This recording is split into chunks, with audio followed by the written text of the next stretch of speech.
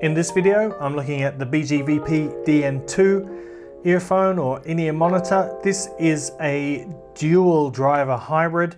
It has one dynamic driver and one balanced armature driver, which is actually a custom BA made by BGVP. It's called the Phoenix. So how do they perform? Let's find out.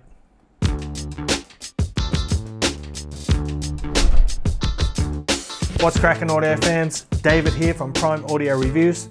Here we have the box of the DN2, and I've got this here just to show you what's inside because you get a nice little package. This is, by the way, a $59 earphone, which places it at the exact same price point as the Tin Hi-Fi T2 Plus. So we'll compare them a little bit later, but for now, let's have a look in here because you do get a nice little bundle. There's the box proper, and inside here, there you go. You get some documentation, your warranty card, and so forth. In here is where you get the cable, and here, as you can see, there are a bunch of ear tips. There are some vocal ear tips, some bass ear tips, and one pair of foam tips as well. As you can see by the missing tips here, I think, unless I changed them, I think I'm using the bass ear tips. Yeah, it looks like they came from here. I've got so many ear tips, they get mixed up pretty often. So yeah, love to see that. Really nice selection of good ear tips, good quality cable, which I'll show you in a moment as well. Let's get this box out of the way and move on to the earphones. Here is the DN2, beautiful anodized aluminium shell. Actually, the look and feel, can you see that? The look and feel of this shell is very, very similar to the BGVP DMG. The DMG being the model that sort of really made the company take off. When was it? Last year, I think, or 2018? I don't recall exactly, but the DMG model was a large success. This follows its footsteps in quite a few ways. The build quality, the materials, and in some ways the sound signature as well, but getting ahead of myself. So you get these anodized aluminium shells, very smooth all over. Let's see if I can disconnect this MMCX cable real quick. There we go.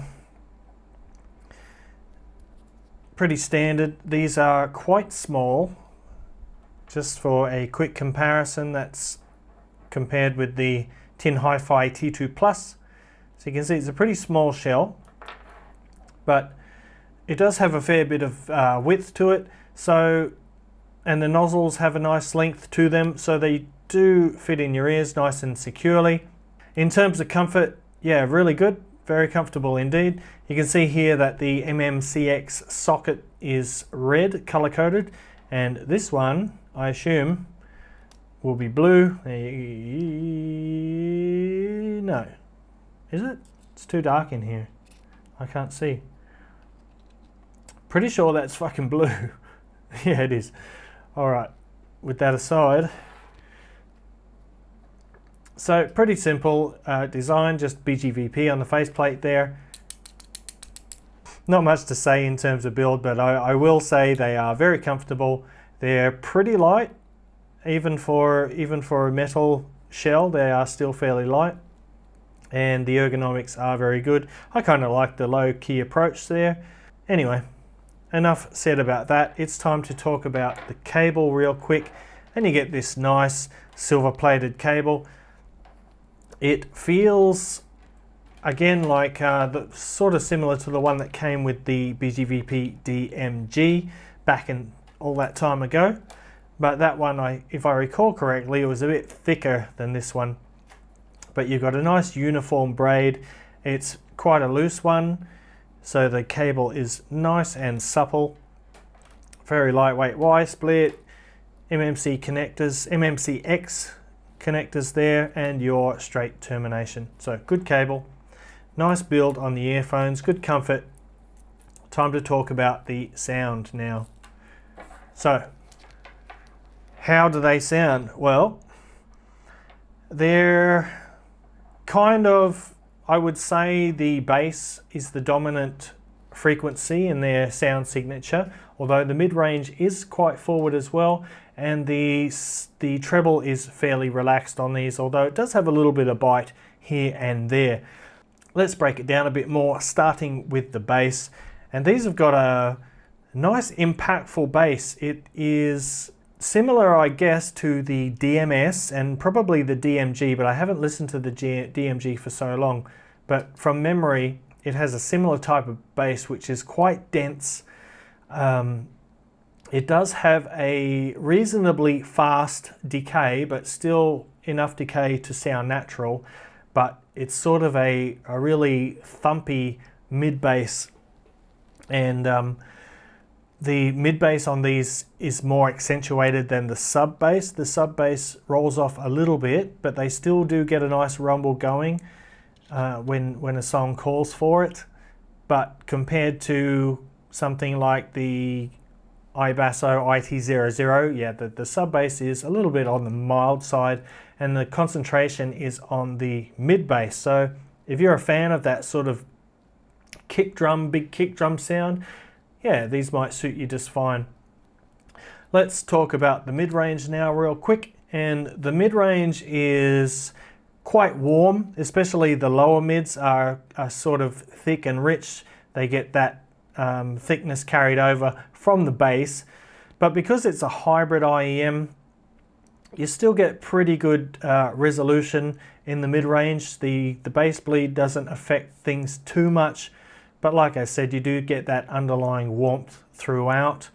Male vocals sound nice and full-bodied, and female vocals get a bit of a boost as well, as does like instruments, upper piano registers and guitars.